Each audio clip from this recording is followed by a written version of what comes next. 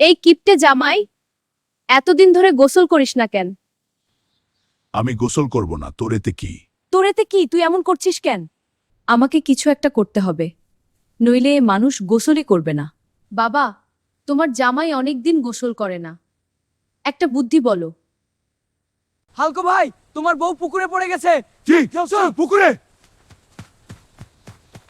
এইটা কি? সবাই আমার দিকে তাকায় আছে, আর আমি তো গোসলই করে ফেললাম। সবাই ভাবে আমি দুনিয়ার সবচেয়ে ভয়ঙ্কর হিরো, কিন্তু এই বাড়িতে ঢুকলেই আমি একদম পাতলা কাগজ। থানসের সাথে লড়াই সহজ ছিল, কিন্তু 3 বউয়ের 3 রকম বকুনি, এটা যুদ্ধ না, গণহত্যা। এই শরীর দিয়ে দুনিয়া বাঁচাই, আর এখানে সকালে উঠে হাঁড়ি ধুতে হয়। ভাগ্যটা দেখো।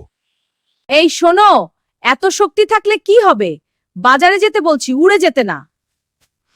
আমি শুধু বেগুনটা ধরেছিলাম, বিশ্বাস করো ও নিজেই ভেঙে গেল। এই কাপটা চা না, চোখের ড্রপ, এক চুমুকেই শেষ। বাইরে সবাই আমাকে ভয় পায়, আর ঘরে ঢুকলেই আমার সম্মান জিরো।